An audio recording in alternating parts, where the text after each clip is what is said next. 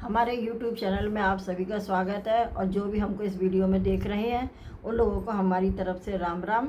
पिछले वीडियो में हमने 275 रामचरितमानस के दोहे पूरे पढ़ लिए थे और हम जो इसके आगे के दोहे हैं वो अब हम इस वीडियो में पढ़ेंगे। तो आप हमारे साथ जुड़े रहिए, वीडियो देखते रहिए।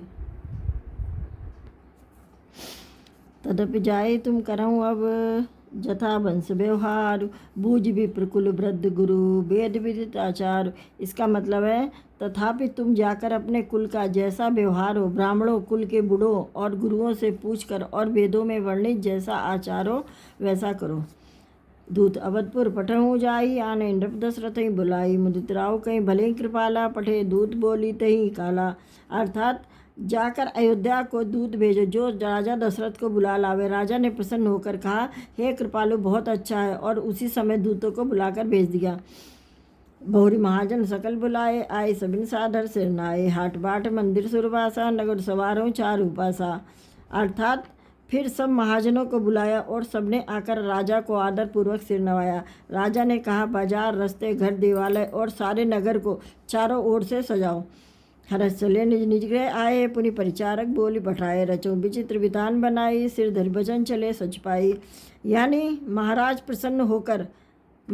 प्रसन्न होकर चले और अपने अपने घर आए। फिर राजा ने नौकरों को बुला भेजा और उन्हें आज्ञा दी कि विचित्र मंडप तैयार करो। यह सुनकर वे सब राजा के वचन सिर पर धरकर और सुख पाकर चले। पठे बोली गुण तीन नाना, जे विधान विधि कुशल सुजाना, विविध बंदितिन कीन अरंभा, बिरचे कनक कदल के खंभा। अर्थात उन्होंने अनेक कारीगरों को बुला भेजा जो मंडप बनाने में कुशल और चतुर थे। उन्होंने ब्रह्मा जी के वंदना करके कार्य आरंभ किया और पहले सोने के केले के खंभे बनाए।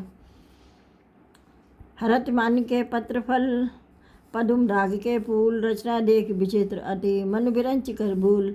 अर्थात हरी हरी मणियों, पन्नों के पत्ते फल और बनाए गए तथा पदराग मणियों, मणि माणिक के फूल बनाए। मंडप की अत्यंत विचित्र रचना देखकर ब्रह्मा का मन भी भूल गया।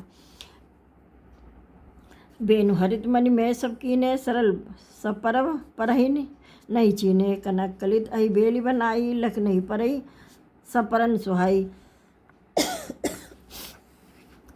अर्थात बाँस सब हरी हरी मणियों, पन्ने के सीधे और गांठों से युक्त ऐसे बनाए कि पहचाने नहीं जाते थे कि मणियों के हैं या साधारण हैं।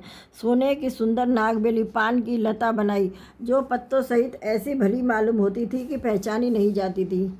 तहीं के रचे पची बंद बनाए, बिच बिच मुक्ता दाम सुहाए, मानिक मरकत कुलिस पिरोजा, चीर कोरी पची रजे सुरोचा। उसी नागबेली के रचकर और पच्ची कारी करके बंधन बांधने की रस्सी बनाए। बीच बीच में मोतियों की सुंदर झालरें, माणिक, पन्ने, हीरे और फिरोजे, इन रत्नों को चीर कर, कोर कर और पच्ची कारी करके इन्हें लाल, हरे, सफ़ेद और फिरोजी रंग के कमल बनाए। किए भृंग बहु रंग विहंगा, कूजई पवन प्रसंगा, सुप्रतिमा खम्बन गड़ी काढ़ी, मंगल द्रव्य लिए सब ठाड़ी। अर्थात भौरे और बहुत रंग के पक्षियों बनाए जो हवा के सारे गूंजते और कूंजते थे। खम्भों पर और देवताओं की मूर्तियां गढ़कर निकाली जो सब मंगल द्रव्य लिए खड़ी थी। चौके भांति अनेक पुराई, सिंदूर मणिमय सहज सुहाई। अर्थात गजमुक्ताओं के सहज ही सुहावने अनेकों तरह के चौक पुराए। सौरव पल्लव सुबह सुठी किए, नीलमन कोरी, हेम और मरकत गवरी, लसत पाट में डोर। यानी नीलमणि को कोर कर अत्यंत सुंदर आम के पत्ते बनाए। सोने के बौर, आम के फूल और रेशम की डोरी बंधे हुए पन्ने के बने फलों के गुच्छे सुशोभित हैं। रचे रुधिर वर बंद निवारे, मनोभव बंध भस सवारे, मंगल कलश अनेक बनाए, ध्वज पताक पट चमड़ सुहाए। अर्थात ऐसे सुंदर और उत्तम बंधनवार बनाए कि मानो कामदेव ने फंदे सजाए हों। अनेकों मंगल कलश और सुंदर ध्वजा, पताका, पर्दे और चवर बनाए। दीप मनोहर मणिमय नाना, जाय न भरन विचित्र बिताना, जय मंडप दुल्हिन वै देही, सो बरने असमत कब के ही। अर्थात जिसमें मणियों के अनेकों सुंदर दीपक है, उस विचित्र मंडप का तो वर्णन ही नहीं किया जा सकता। जिस मंडप में श्री जानकी जी दुल्हन होगी, किस कवि की ऐसी बुद्धि है जो उसका वर्णन कर सके। दुलराम रूप गुण सागर, सो बिताने तुम लोक उजागर, जनक भवन के शोभा जैसी, गृह गृह प्रतपुर देखी तैसी। इसका मतलब है जिस मंडप में रूप और गुणों के समुद्र श्री रामचंद्र जी दूल्हे होंगे वह मंडप तीनों लोकों में प्रसिद्ध होना चाहिए। जनक जी के महल की जैसी शोभा है वैसी ही शोभा नगर के प्रत्येक घर की दिखाई देती है। यही तो रहती तही समय निहारी तही लघु लगई भुवन दसचारी जो संपदा नीच ग्रह सोहा सो बिलो के सुर नायक मोहा। अर्थात उस समय जिसने तिरहुत को देखा उसे 14 भवन तुच्छ जान पड़ते। जनकपुर में नीच के घर भी उस समय जो संपदा सुशोभित थी उसे देखकर इंद्र भी मोहित हो जाता था।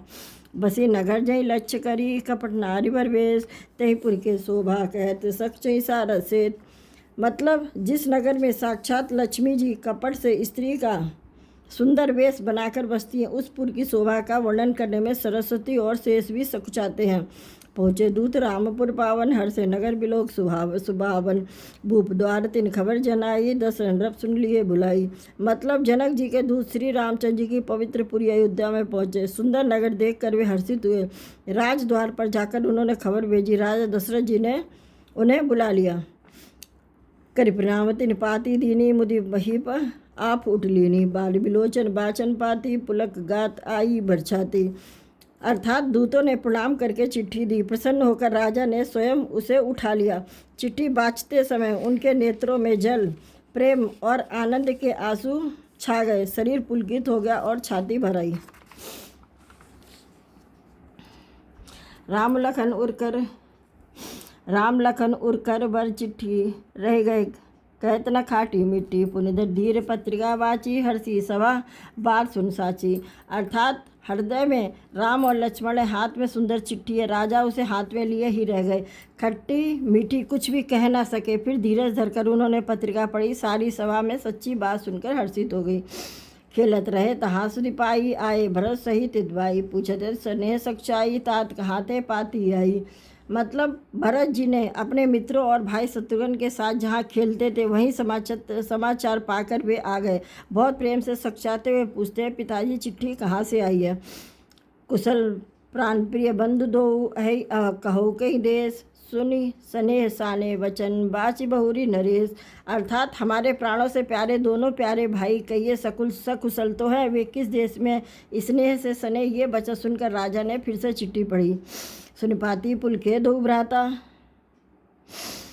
अधिक स्नेहु समात न गाता प्रीति पुनीत भरत के देखी सकल सभा सुख लहे विशेषी। अर्थात चिट्ठी सुनकर दोनों भाई पुलकित हो गए। स्नेह इतना अधिक हो गया कि वे शरीर में समाता नहीं। भरत जी का पवित्र प्रेम देखकर सारी सभा ने विशेष सुख पाया। तब रवदूत निकर बैठारे मधुर मनोहर वचन उचारे भया कहु कुशल दो बारे तुम नीके निज नयन निहारे। मतलब तब राजा दूतों के पास बैठकर मन को हरने वाले मीठे वचन बोले। भैया कहो दोनों बच्चे कुशल से तो है ना। तुमने अपने आँखों से उन्हें अच्छी तरह देखा है ना। श्यामल गौर दरे धनुभाता भय किशोर को सिख मुनिसा था पहचानन तुम कहूँ सुभाऊ प्रेम विवश पुन पुन कह राहू। अर्थात सांवले और गोरे शरीर वाले वे धनुष और तरकस धारण किए रहते हैं। किशोर अवस्था है। विश्वामित्र मुनि के साथ है। तुम उनको पहचानते हो तो उनका स्वभाव बताओ। राजा प्रेम के विशेष बस होने से बार बार इस प्रकार कह रहे। जा दिन तय मुनि गए लवाही तब ते आज साच सुध पाई कहे विदे ने कवन विधि जाने सुन प्रिय वचन दूत मुस्काने। अर्थात भैया जिस दिन से मुनि उन्हें लिवा ले गए हैं तब से आज ही हमने सच्ची खबर पाई है। कहो तो महाराज जनक ने उन्हें कैसे पहचाना। ये प्रिय प्रेम भरे वचन सुन मुस्कुराए।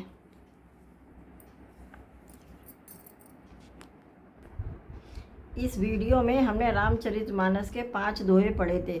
यानी हमारे अब तक रामचरितमानस के 280 दोहे चौपाई हमने पूरे पढ़ लिए हैं और जिसके आगे के दोहे हैं वो हम अगले वीडियो में पढ़ेंगे। हम आपको साथ ही साथ हिंदी में भी समझाते जा रहे हैं, इससे आपको दोहे चौपाई समझने में आसानी रहे।